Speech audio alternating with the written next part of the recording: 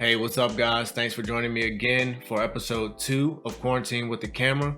This week I have 9 simple tips that is going to improve your mobile photography. So let's call this week Quarantine with the Phone. Let's get to it. Tip 1 I have for everybody today is take your time. Now, you probably heard me say this in my other video or my live whenever I'm talking about photography, but taking your time is going to improve every practice you have, honestly. But in photography, it's going to give you that better shot because you're not rushing to get a shot, speeding up, trying to go through your settings. You're actually taking your time and focusing on the shot you want to get. Tip 1, it will always be take your time.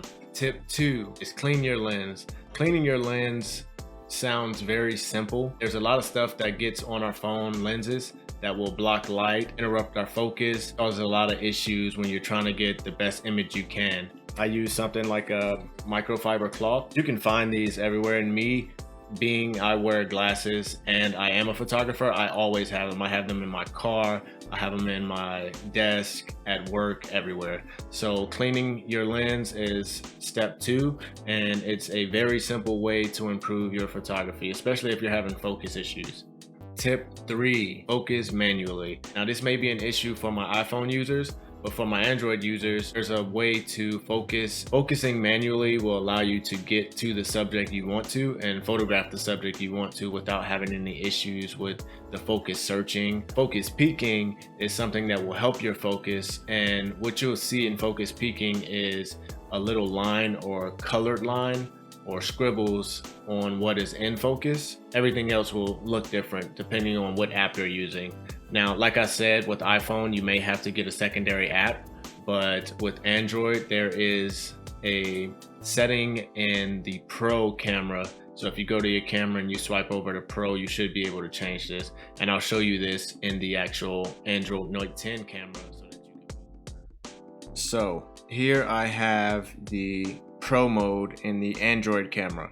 So what I'm gonna do is show you a few of the settings that we're allowed to change in this mode, and a couple of them are mentioned in this video. So first I'll go to focus, and this is where you can manually focus.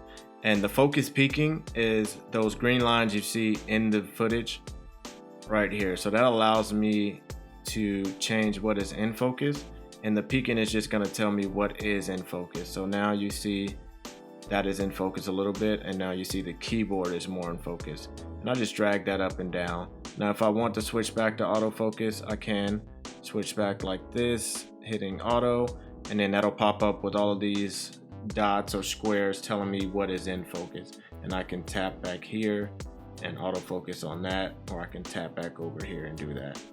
Now with the shutter speed, I can also change that. Now if you've seen my first video, you'll know that the shutter speed being lower increases the light, and it being faster or a higher number is going to decrease the light.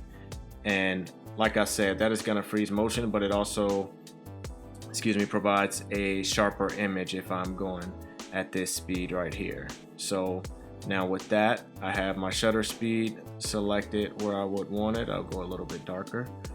And down here, the F number, I can change that to 1.5 or 2.4. Those are only 2 options right now in this app that I can change, but that allows me a little bit more control than just shooting on auto.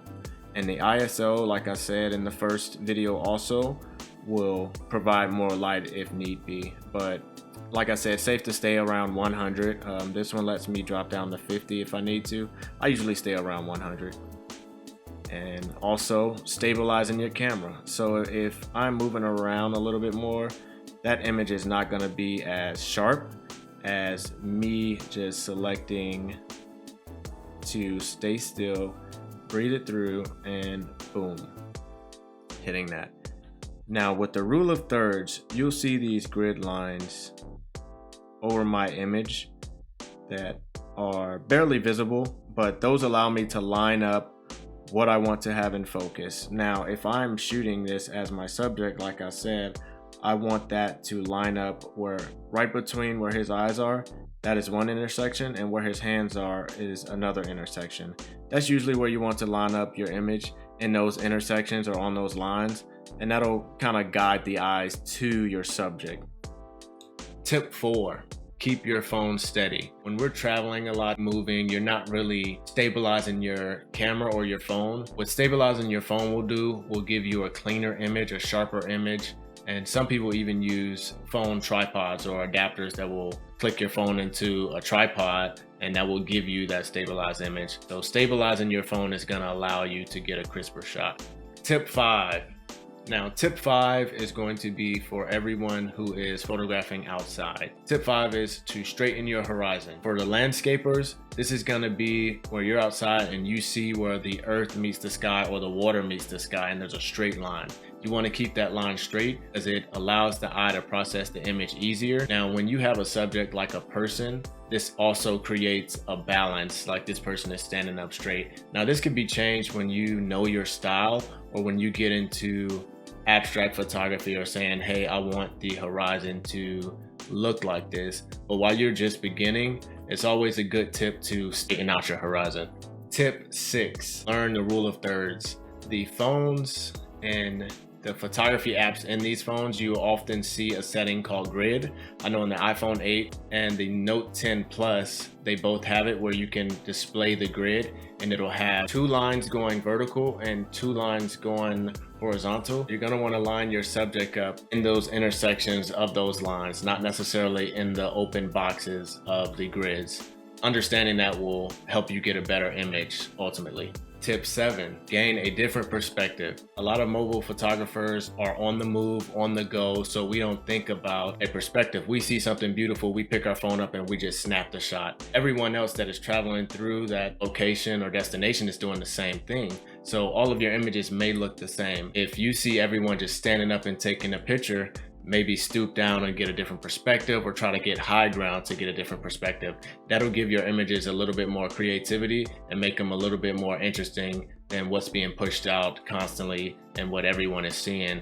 And even if it's just for you, it'll give you a better perspective of where you were, and it'll make you prouder of your image that it's a little bit different. Tip 8, changing your settings manually. Now, for Android users, in your camera, there is a setting that is called Pro. This will allow you to change settings such as shutter speed, ISO, stuff like that I mentioned. This is gonna allow you more control over your images and how you want to capture these images. Tip 9 is have fun. Always have fun. Now, if you're in photography for just business, this may not hit for you, but anyone out there that is doing the mobile photography or travel photography or anything like that, you need to have fun, because that's what will keep you learning. And I find that when you're learning and having fun at the same time, you receive more of the information, or those tools and tactics that you learn will last a lot longer than just learning it, not having fun, and okay, I'll know this now, I know how to do this now. So have fun while you're out there. Use these non-simple tips to improve your mobile photography. Leave me a comment if any of this has helped you, or if you have better tips or want to add something to this. Drop a like on this video and also subscribe to the channel so that I can get this out to more people. And as always, peace.